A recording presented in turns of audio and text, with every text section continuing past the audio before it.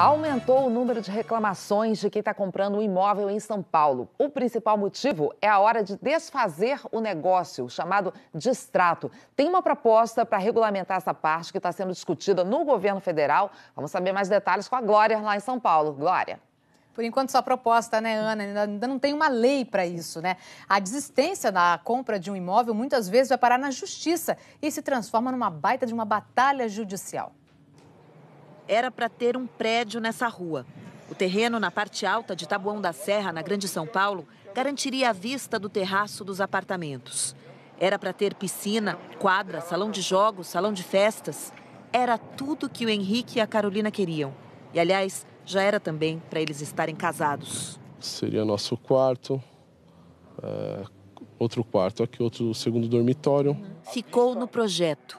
A obra do apartamento comprado na planta em 2014 não saiu da terraplanagem. Começamos a notar que os caminhões saíram, as máquinas também, o mato começou a crescer. Quando descobriram que a obra estava parada, já tinham pago mais de 60 mil.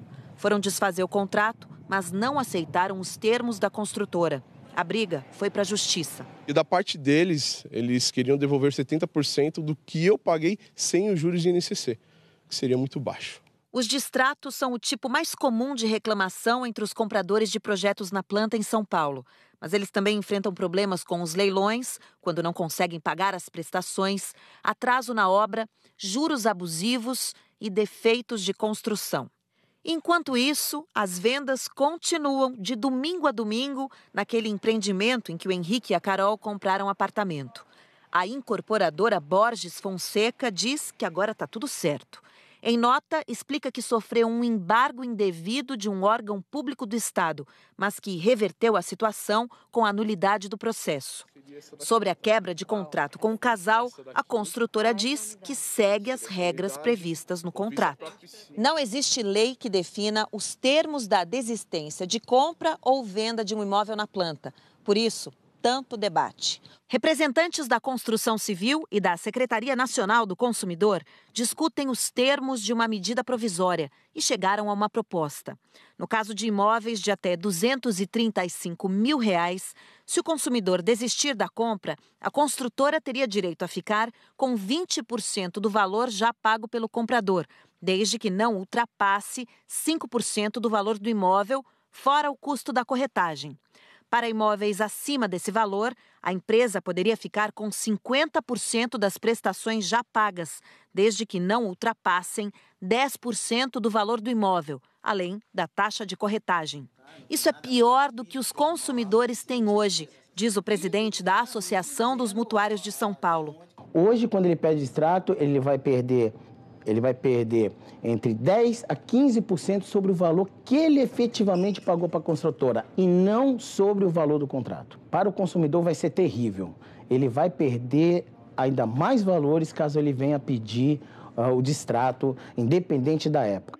O vice-presidente da Comissão de Defesa do Consumidor da OAB de São Paulo também acredita que essas condições estão muito longe do ideal para os compradores e defende que outras associações ligadas aos consumidores sejam ouvidas. É preciso que haja uma discussão nacional de forma ampla e de forma aberta com toda a sociedade. Da forma como se está sendo feito a toque de caixa por meio de medida provisória, somente com uma das partes envolvidas, isso fatalmente vai trazer um grande prejuízo para o consumidor. O casal já tem nova data para o casamento, em 2019.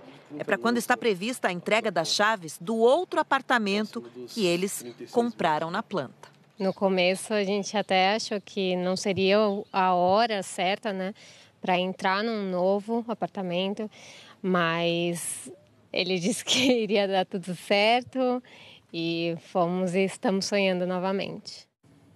Bom, o casal ganhou em primeira instância. A construtora recorreu e agora o processo está em segunda instância. O Ministério da Fazenda, em nota, disse que o governo está ouvindo tanto representantes da Secretaria Nacional do Consumidor quanto o setor incorporador de imóveis e que o objetivo é a construção de um marco legal equilibrado. O Ministério esclarece que o instrumento legal, a forma de regulamentação, ainda está em discussão, Ana Paula.